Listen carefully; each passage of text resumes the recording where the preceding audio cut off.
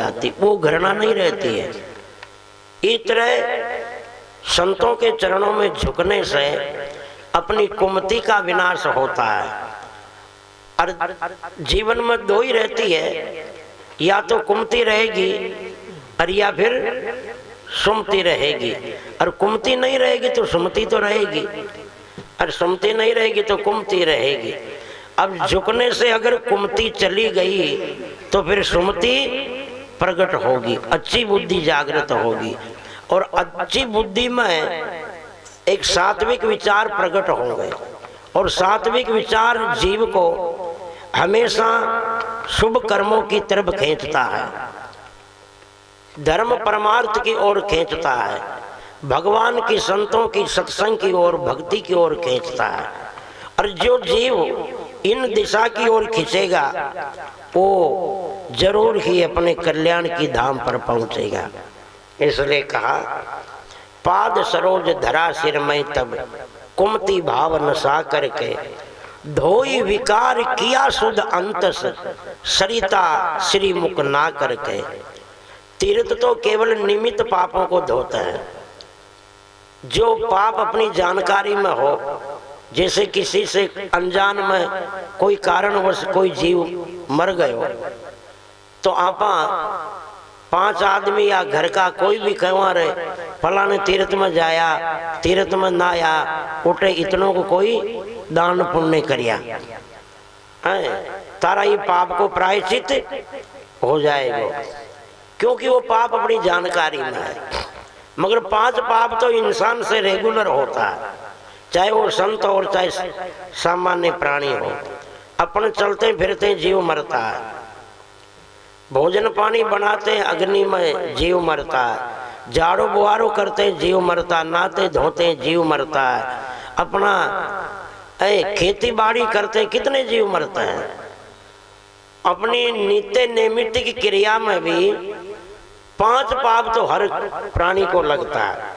मगर संतों के जीवन में प्रभु का भजन होता है, स्मरणा होती है, इसलिए वो 5 पाप उनके अंतःकरण को छूते नहीं है। जिनके जीवन में गुरु शब्द नहीं है या भगवान के नाम का चिंतन नहीं है तो उनके तो वो पाप इस तरह चिपके, कोई मोहल्ला में होटल लाग जावे तो पूरा मोहल्ला की माकियां खट जाओ से सारी रपट रपट वो होटल में जाओ से। इस तरह जी के जीवन में गुरु शब्द नहीं है, भगवान को नाम चिंतन नहीं है, उनके वो पाप 5 पाप तो रेगुलर चिपकते ही हैं। इच्छा से करे जिनकी तो जोड़ तोड़ को मामलो ही अलग है। तो यानी सत्संग तो यानी तीर्थ तो कुछ निमित्त पापों को धोता है, सारे पापों को नहीं धो सकता। अगर सारे पापों को धो देता, एक 3 साल में एक जगह को कुंभ आ जाया करे, और एक ही कुंभ में करोड़ों स्नान करे। कितने कुंभ निकल गए हिंदुस्तान में, अरे कितने कुंभ निकल गए। आज पूरा हिंदुस्तान ही मुक्त हो जाता। इसलिए मगर ये संतों के मुखार बिंद से बहने वाली जो एक सरिता है, उनमें वो ताकत है, एक पाप को नहीं करोड़ों जन्मों के पापी को भी मुक्त करने में 5 मिनट नहीं लगाती है, पवित्र करने में। सोचो, दारू को गड़ो भरियोड़ो होवे, कोई दुनिया में यान को कलाकार है तो उन दारू ने गंगाजल कर दे, लाख कोशिश करे तो भी दारू गंगाजल न बने। पर सोचो, घड़ाने कोई माता में रखकर चाल रही हो गंगा जी का किनारा पे, दूसरी खार पड़ जावे और वो गड़ो ही गंगा जी में ही जा पड़े, तो फिर ऐसे कोई कलाकार है कि वो दारू ने फांसो छांट खाड़ दे वो गंगा जी से पानी में इसको फांसो खाड़ से दारू ने उन गंगा जल बनवा में कतरों को टाइम लगे है, एक आधो मिनट भी न लगे हुए। इसलिए महात्मा रज्जब लिखते हैं पाप पुंज कुल कालिबा सकल नाम सो जाए, रजब मद का भाजना जो फूटे गंगा माए। इले क्यों है धोई विकार किया सुध अंतस, सरिता श्रीमुख ना करके। वंदन सतगुरु महापुरुषों को करता हूँ शीश झुका करके।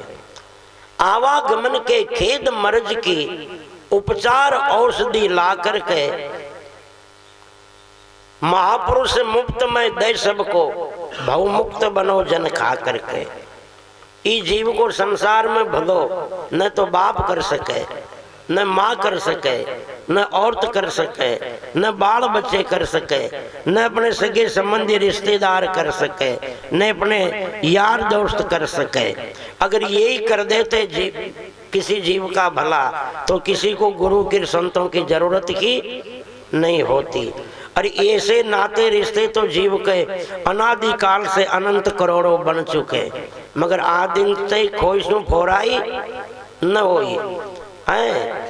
इले तो महात्मा अचल राम जी लिखता है, मात पिता ने जग में उलझाया, मोह ममता ग्रह बंधन डाला, धन्य धन्य हो सतगुरु कृपाला, जो मात पिता से अधिक दयाला। जगत तो पहले वही उलझोड़ो ही है, जो खुद ही उलझा हुआ होता वो दूसरे का बंधन नहीं खोल सकता। जो खुद मुक्त होता वो दूसरे की पास ही काट सकता। तो जगत तो है बंधन रूपी, तो मुक्त कैसे करेंगे? मुक्त स्वरूप है तो संसार में संत है, इसलिए संत ही इस जीव को वास्तव में भलो कर सके।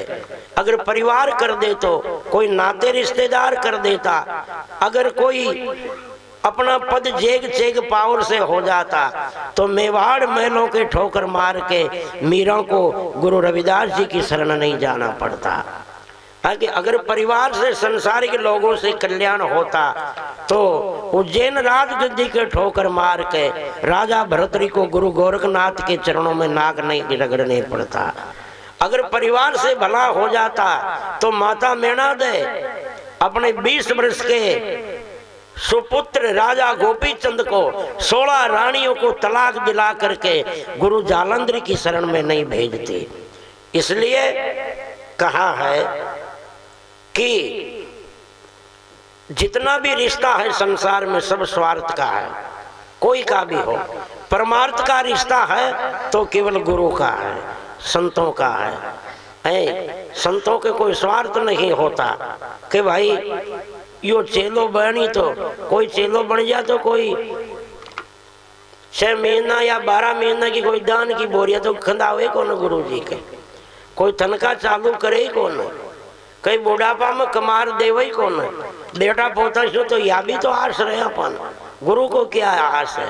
क्योंकि जीवन के वास्तविक रहस्य को, जीवन के महत्व को, इस जिंदगी की कीमत को अगर कोई जानता है संसार में तो वो संत जानता है।